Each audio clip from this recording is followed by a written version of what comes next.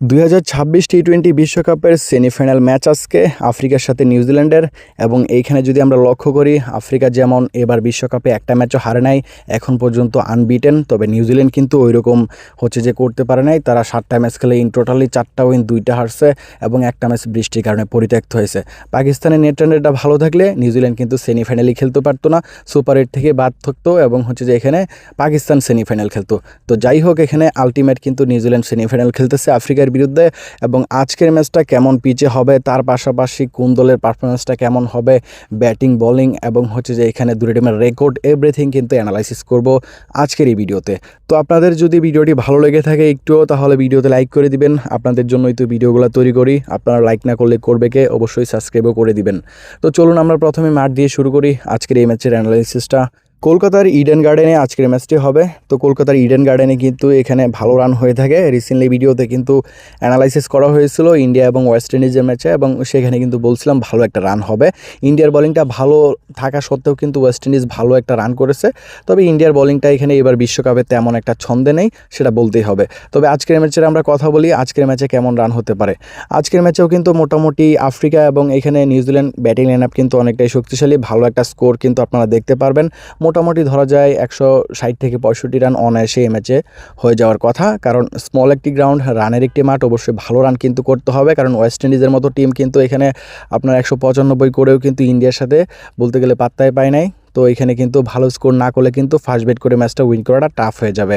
এবং এবার বিশ্বকাপে কিন্তু আপনার সেকেন্ড ব্যাটের যে উইন চান্সটা সেটা খুবই কম এই মাঠে। দুইটা ফেস বোলিং কিন্তু খুবই ভালো হয় এখানে, স্পিনারদের কিন্তু চাহিদা খুবই কম ইডেন গার্ডেনে। আপনি এখানে দেখতে পারবেন আফ্রিকার মতো টিম কিন্তু ভালো করবে বোলিংয়ের দিক থেকে, কারণ এখানে তাদের ফেস ইউনিটটা অনেক ভালো। তার পাশাপাশি এখানে নিউজিল্যান্ডেরও কিন্তু ভালো, কিন্তু নিউজিল্যান্ডের তুলনায় আফ্রিকা বেশি ভালো করবে বোলিংয়ের দিক থেকে। তাদের ফেস বোলিং ইউনিট কিন্তু স্ট্রং।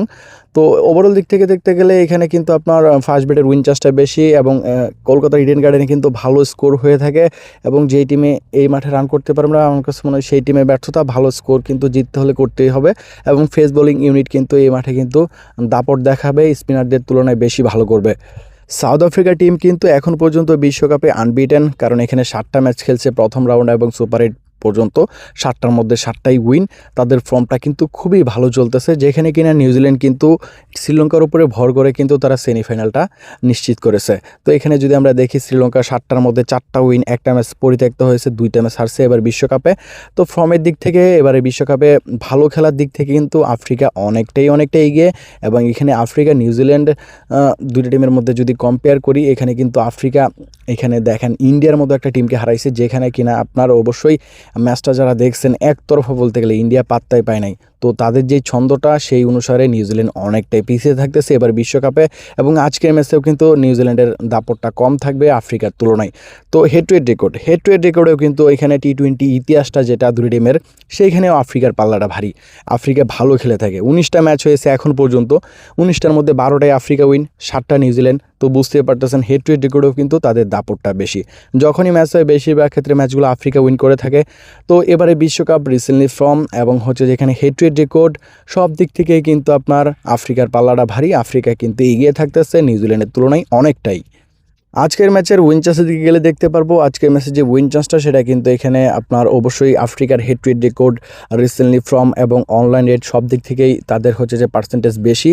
তবে এখানে আমার কাছে মনে হয় নিউজিল্যান্ড কিন্তু 2016 সালে, যাদের মনে আছে, আফ্রিকাকে বলতে গেলে পুরো টিমকে কাঁদিয়েছিল। এখানে আপনার ডিভিলিয়ার্স, ডিকক, মনি মর্কেল সবাইকে দিয়েছিল এখানে নিউজিল্যান্ডের সাথে হেরে। তো অবশ্যই নিউজিল্যান্ড কিন্তু বড় মানের একটা টিম, এখানে ছোট মানের টিম কিন্তু আপনি কোনোটাকে ধরতে পারবেন না, দুইটাই বড় মানের।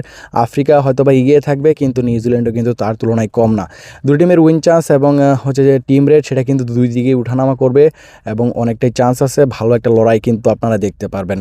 তো ভালো দেখবেন সকলেই। নেক্সট ভিডিওতে আবারও কথা হবে। এভাবে অ্যানালাইসিস পাওয়ার জন্য সামনে আইপিএল আসতেছে, চ্যানেলটিকে সাবস্ক্রাইব করে রাখতে পারেন এবং ভিডিওতে লাইক করে আমাদের পাশেই থাকতে পারেন।